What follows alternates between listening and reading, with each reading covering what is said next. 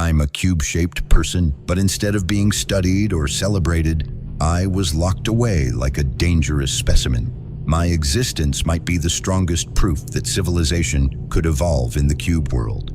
Somewhere deep inside a secret underground facility, female researcher Lin Wangqi was examining me, the newly contained cube person. Suddenly, alarms blared through the lab. Warning, warning, containment breach at Site C046. All combat personnel, evacuate immediately. Lin Wangqi's face turned pale. Instinctively, she rushed out of her office. The hallway outside, stark white and sterile, was already filled with fully armed guards. Heavy boots thudded as they passed her. Moments later, the entire corridor echoed with the sound of rapid gunfire, violent explosions, and blood-curdling human screams. The creature that had escaped was designated C046, codename The Stitcher, danger level, red, extremely deadly. It moved with impossible speed, had enhanced hearing and vision, and terrifying strength. Only advanced weapons could even hope to contain it.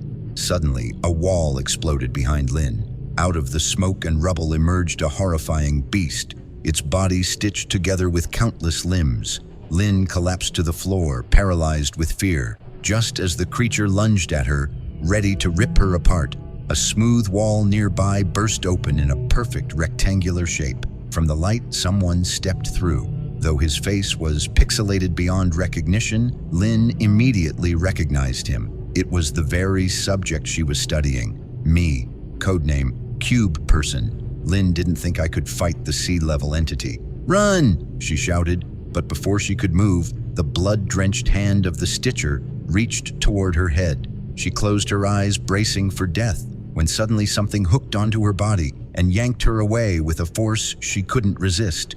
Opening her eyes, she saw me holding a pixelated fishing rod. The Stitcher roared in rage, seeing its prey vanish. It charged at me, furious, but I didn't flinch. My rod transformed instantly into a red cube. I placed a few of these cubes down in the blink of an eye.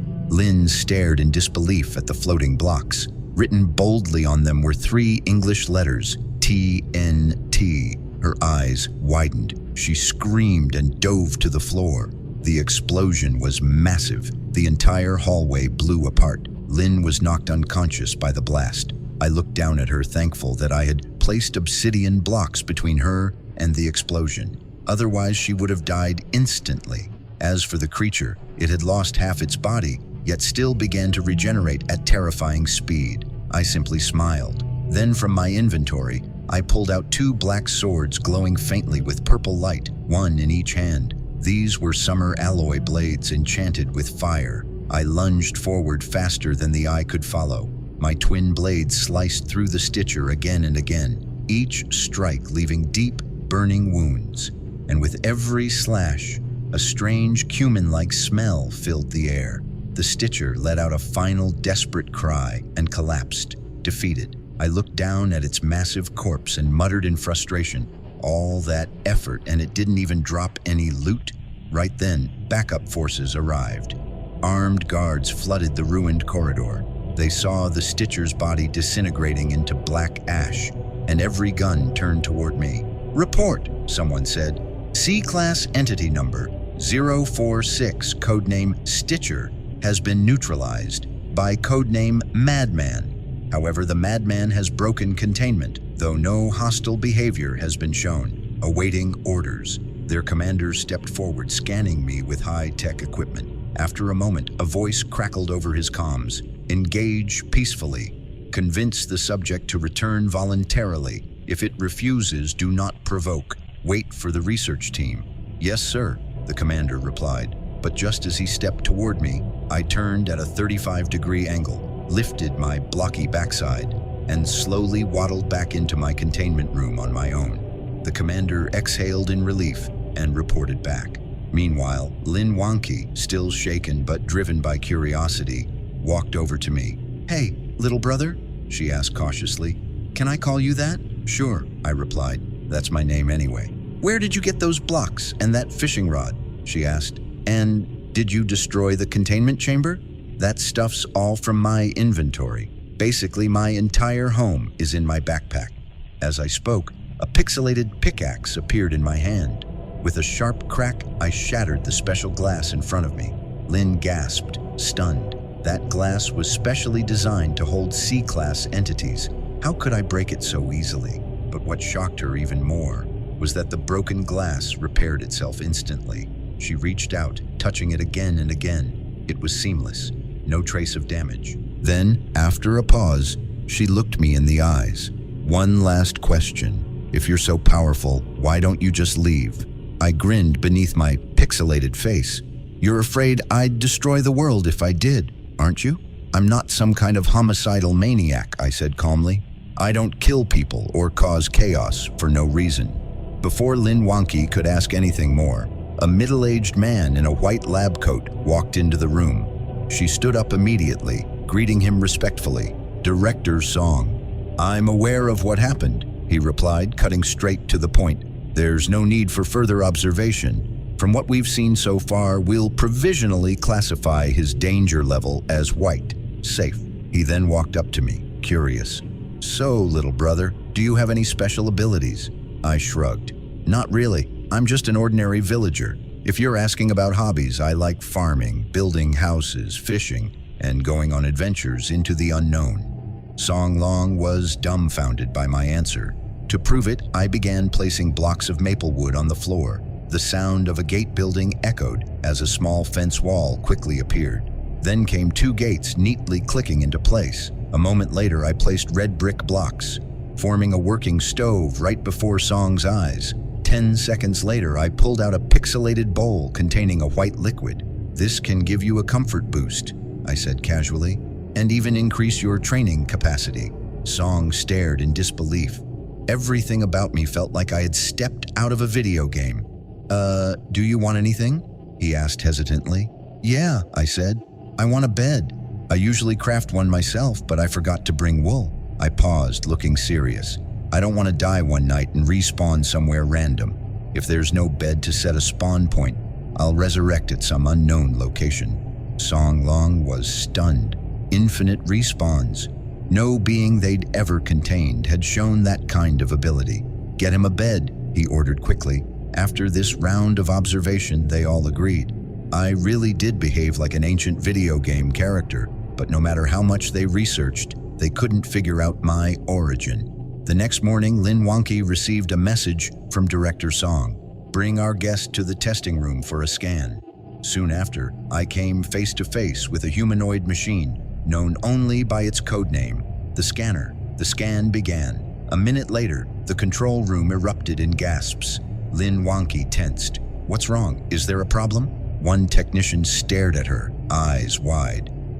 No, there's nothing. His response left even Song Long scratching his head. This was the first time the scanner had ever failed to read a living being. As everyone tried to process this, a commotion broke out outside the lab. Make way! Critical injury, we need immediate access. 3 armed personnel pushed a stretcher carrying a wounded soldier into the facility. What happened to them? I asked. They're from the combat unit that captures exotic life forms, Lin replied, her eyes filled with concern. Looks like something new came through the otherworld gate. I watched as the injured were taken into a secure containment room. That's containment item F06, Lin explained. Codename, Infinite Potion. 1 sip instantly heals all injuries, but the cost is unpredictable. You could lose a random body part. She tucked her hair behind her ear and added, still, losing a limb is better than dying. Why not just place a campfire next to them? I asked suddenly. Lin blinked, confused. What? You know, campfires. They heal too. She looked even more baffled now. I don't understand. You're saying campfires can heal injuries? But as the words left her mouth, she realized what I meant. My version of a campfire clearly didn't belong to their world. Before she could stop me, I had already started walking toward the room, holding the infinite potion. Wait, hold on, she called out, hurrying after me. Back in the scanning chamber, the scanner machine began to tremble like an ancient engine, struggling to restart. After several long moments, it finally powered on and connected to the lab's central computer.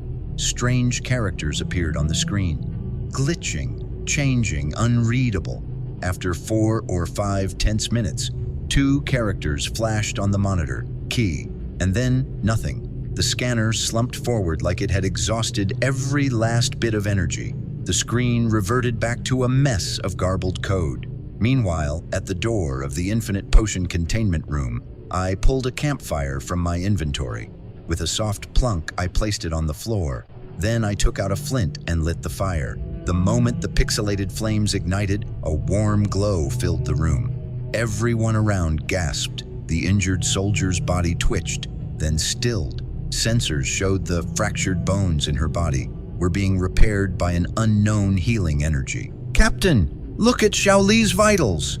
A soldier monitoring the injured teammate suddenly cried out. Liu Wu turned in shock. Just moments ago, Xiaoli's condition was critical, clinging to life. But now, under the influence of the strange energy from the campfire, his wounds were healing. Within seconds, his vitals had stabilized. "Feels nice, right?" I said casually. "And if you have some meat or something, you can place it on the 4 corners of the campfire to cook it."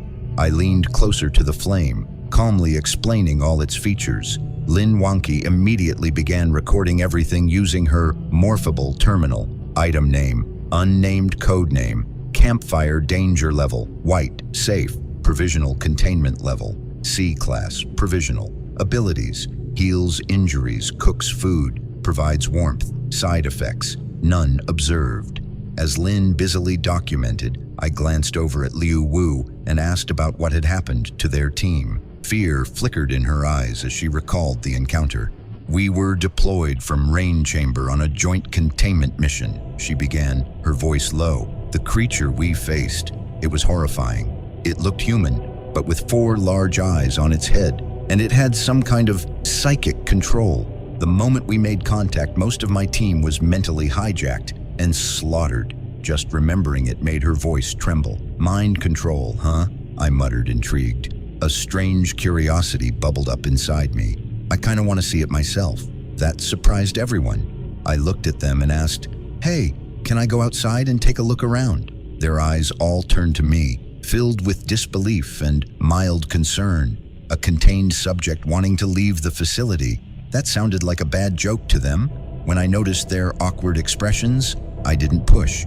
Instead, I softened my tone. "Well, that monster you're trying to contain, the one with psychic powers, it's still loose, right?" Liu Wu hesitated, then nodded. "Yeah, we haven't secured it yet." "So?" I grinned. "Why not let me help out? Just say I'm assisting in a containment mission." I hadn't even finished my sentence before Liu Wu realized that was exactly what I was suggesting. "Let me try," I said. "I think I can handle it."